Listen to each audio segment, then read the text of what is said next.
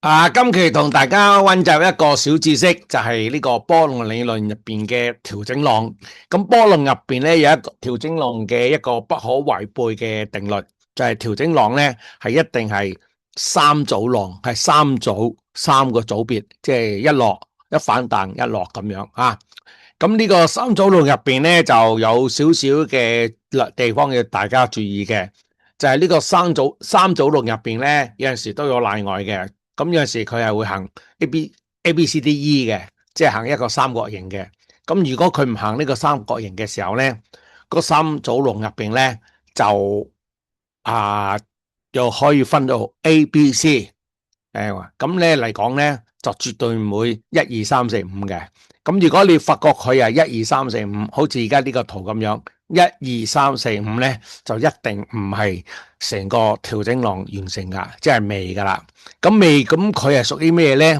因為第一浸落嚟嘅時候咧，佢入邊係可以個 A 入邊咧係可以分做三個浪或者五個浪嘅，即係個 A 咧可以係一二三四五，或者個 A 可以係一二三啊。咁所以嚟講咧，如果係見到一二三，咁可以咧係 A、B、C，即係可以係調整完就得噶啦。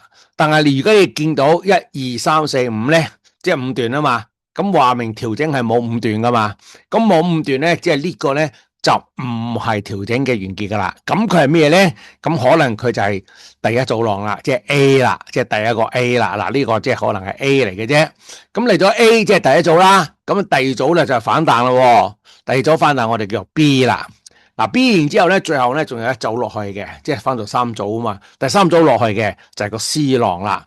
咁 C 浪嘅特點咧，佢入邊有五個小浪嘅，佢入邊會分開五個小浪嘅，係唔會有三個嘅。如果你見到三個咧，就未行完嘅。所以見到第三浸咧，如果係行咗五個浪咧，咁就話俾你聽，呢個調整係完成咗啦。咁嗰時記得揸緊買貨咯，即係而家咁樣，譬如咁樣啊，呢五個咧一、二、三、四、五，嗱，如果咁樣行晒咧，咁就係等於行完噶咯，吓，即係五個浪調整完咯，咁即係話咧個線係開始跟住嚟咧就回升啦。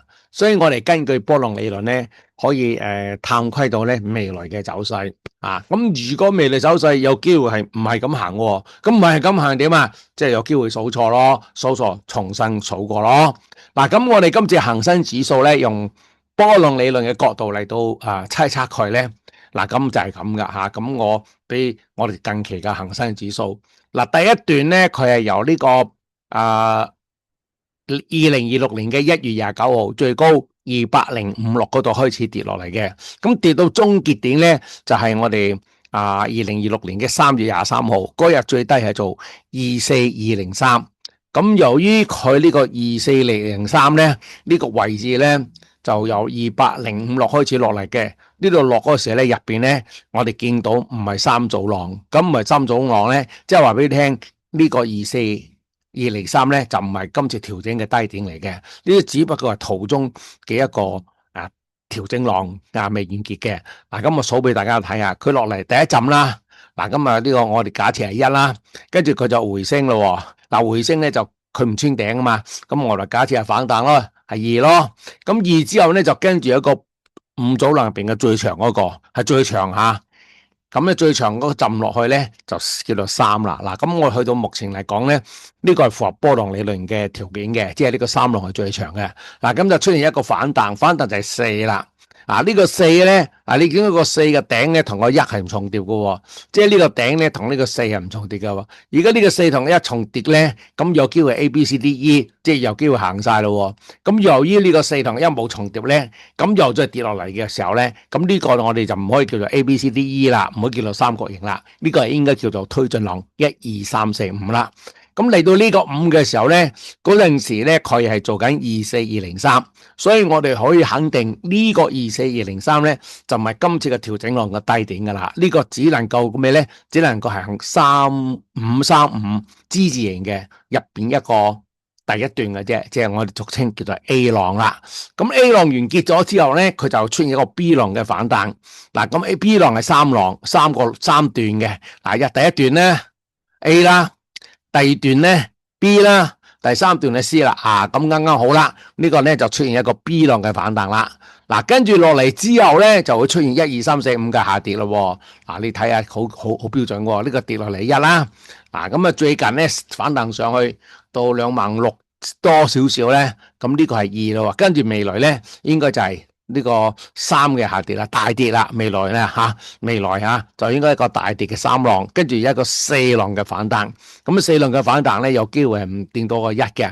跟住最終咧就行埋個5啦。嗱，呢陣時我哋會睇到係 A、B、C 啦，即係正式嘅 A、B、C 啦，即係有3段啦。咁係嚟到呢陣時咧，就有望個市係調整完嘅。咁啊有可以變化嘅，唔係呢個係最簡單嘅調整咯。咁如果個市係未調整完咧，佢就會產生另一個變化嘅，加多個 X 再加 A、B、C 都得嘅，或者佢變成 A、B、C、D、E 都得嘅，咁後回分解。但係起碼佢行 A、B、C 咧係有機會終結嘅。咁究竟呢個終結點嘅目標係幾多咧？根據波浪理論嘅定式咧，佢係話俾你聽 A 浪嘅長度咧同 C 浪嘅長度咧好多時都係相同嘅，即係接近啦，未必啱啱相等啦。咁我哋計數係計佢相等啦實際上咧就未必嘅未必係啱啱相等嘅，即係左近啦咁啦計數係咁晒啦。嗱，呢個 A 浪咧由呢個28,051跌到呢個24203咧，係跌咗3853點嘅。咁如果個 C 浪咧同樣行，咁呢個頂數咧將會落到22991嘅。嗱，呢個係我哋約數嘅計算嘅啫，就未必係啱啱好嘅，係約數嘅計數嘅啫。